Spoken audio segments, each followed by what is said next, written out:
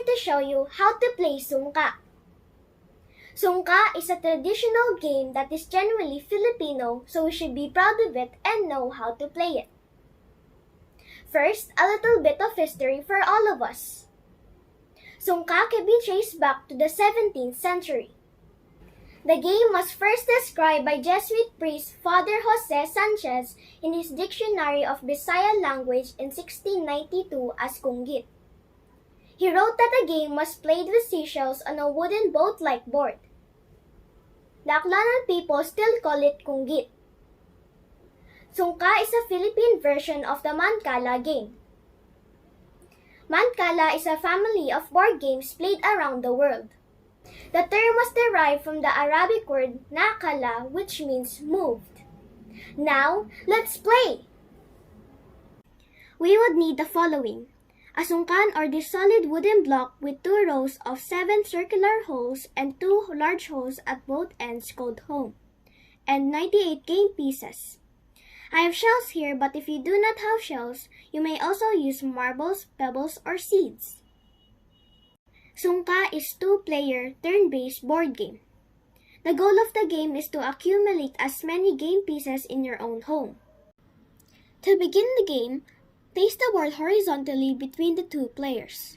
Each player controls the 7 small holes in their side, and the large hole on their right will be their home.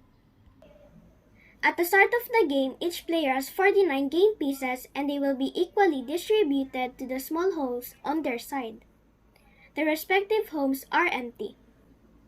For the first turn, the players may start simultaneously, or they may opt to do rock, paper, scissors, stone to know who goes first. Once that's settled, they may decide which one of the 7 small holes directly in front of them to begin with. The player picks up all of the shells from the chosen hole, then move around the board in a counterclockwise direction.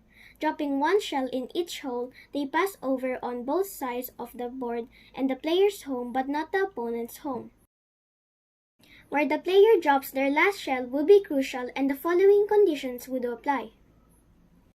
If the last piece falls into an occupied hole, then all the pieces are removed from that hole, continues their turn, and distribute in the same way. The player's turn ends when the last piece falls into an empty hole on the opponent's side. If the last piece distributed falls into an empty hole on their side, then a player captures all the pieces in the hole directly across from this one on the opponent's side and put them, including the last piece distributed, in their own home. If the opposing hole is empty, no pieces are captured. Then it's the opponent's turn to distribute the shells on their side. If the last piece distributed falls into a player's own home, then the player earns another turn, and they can choose to begin at any of the 7 holes on their side. If a player has no pieces on their side of the board when it is their turn, then they must pass. The game ends when no pieces are left in any hole on both sides of the board. The players now count the number of pieces in their own home.